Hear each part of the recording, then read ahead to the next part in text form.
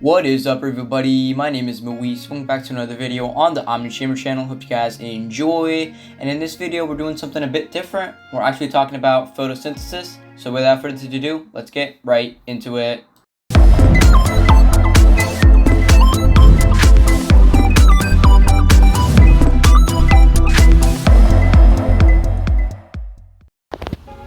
First, let's talk about the chloroplast. The chloroplast is the location where photosynthesis takes place.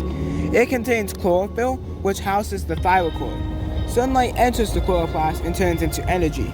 It is very similar to solar panels, just you can't eat solar panels. Solar panels only convert about 20% of the sun's light into energy, while the plants are much more productive and convert a higher percentage into energy. The chloroplast inside has an inner cell membrane and an outer cell membrane. They are walls to keep the thylakoid inside safe. Now, let's talk about the thylakoid. The thylakoid inside the chloroplast is stacked into groups called grana. They are the exact location where photosynthesis takes place, inside its bubble of safety. Think of this as the motherboard, where all the work takes place. The light-dependent reaction takes place in the thylakoid. Now let's talk about the stroma. The stroma is the colorless liquid inside the chloroplast of a plant. The stroma also surrounds the grana inside of the chloroplast. Light from the sun is not required for this part of photosynthesis. This is where the Calvin cycle takes place. We will talk about the Calvin cycle later in the video. Now we're going to be talking about the importance of photosynthesis to plants. Photosynthesis is extremely important for plants. This is the process that plants go through to create food for themselves. The method of photosynthesis takes water and carbon dioxide and uses the sun's energy to turn it into glucose and oxygen. In this method, plants are trying to make glucose. Oxygen is just trash that the plants don't need. Now we're going to be talking about photosynthesis and its importance to consumers. Photosynthesis is essential to all life. As mentioned before, plants produce waste called oxygen. This molecule is just a tiny bit important for all life to exist. The cycle that plants go through gives us the opportunity to have a life. In addition, plants are a primary food source for all animals. Small animals eat the plants and then larger animals eat them. The cycle continues until the food reaches us. It is safe to say that without plants, that delicious Big Mac I know you're eating would not exist. Now we're going to be talking about autotrophs and heterotrophs. Autotrophs are organisms that can make their own energy source without the need of getting it from an external source. All plants are autotrophs. They do not require another living thing to help them create energy. This is where the food chain begins. Heterotrophs are organisms that need to get their energy from an external food source. Animals like cows, goats, and humans are all heterotrophs. They cannot make their own food, but can eat other heterotrophs and autotrophs for energy.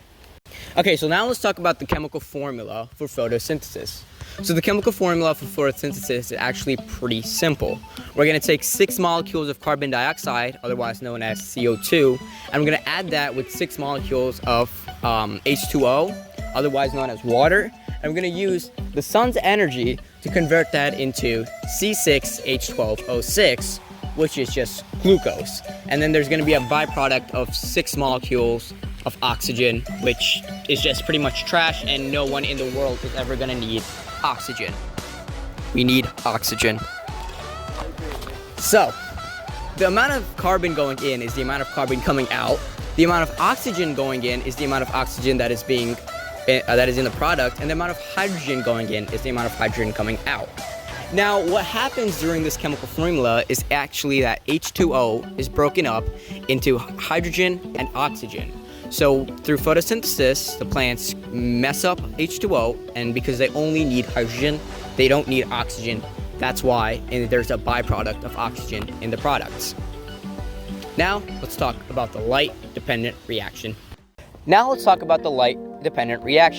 The light-dependent reaction requires light, hence the name light-dependent, and water to occur. The energy from the sun breaks down the water molecules into hydrogen and oxygen. The hydrogen is then used to power the rest of the system. In its current state, the hydrogen is like a dead battery. This is it is called ADP and NADP+. An electron is then taken from the hydrogen, and that is when the battery becomes charged. You can remember this because an electron is pretty much like electricity. This charged battery is now called ATP and NADPH.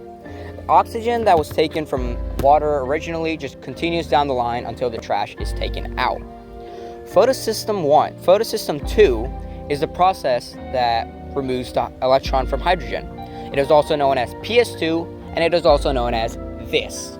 I'm not even going to try to pronounce that. Yeah. But that's light-dependent reaction. Now let's talk about the light-independent reaction, which is known as PS1 for some reason. Now let's talk about the light-independent reaction, which is also known as the Calvin cycle. So the light-independent reaction takes place in the stroma of the chloroplast. Light is not required for this part of photosynthesis, that is why it is called light-independent, but carbon dioxide is needed for this part of photosynthesis. The Calvin cycle transforms carbon dioxide into G3P. G3P is pretty much the raw form of carbohydrates. G3P can then be turned into any type of carbohydrates, whether that be starch or glucose. Starch is mainly used for long-term storage, while glucose is used for long-term storage. During the Calvin cycle, photosystem 1 takes place, which is just pretty much the transfer of electrons throughout the system. Photosystem 1 is also known as PS1, and it is also called this behemoth. During the Calvin cycle, the energy that was previously created during the light-dependent reaction, which was the ATP and NADPH, is used to create G3P. Now let's talk about the relationship between the Calvin cycle and the light-dependent reaction. The light-dependent reaction and the Calvin cycle need to work together in order for photosynthesis to occur. The light-dependent reaction essentially creates the energy needed for the entire cycle. It creates the ATP and NADPH, which again are just the batteries needed for the process. The Calvin cycle then takes the carbon dioxide and turns it into G3P, which can then be used and be turned into anything the plant wants it to. It can be turned to cellulose, then it can be turned to glucose, or it can be turned to starch for long-term storage. That is essentially the relationship between the light-dependent reaction and the light-independent reaction. Hope you guys enjoyed this video. If you did, leave a like, subscribe, and I'll catch you guys in another episode. Peace.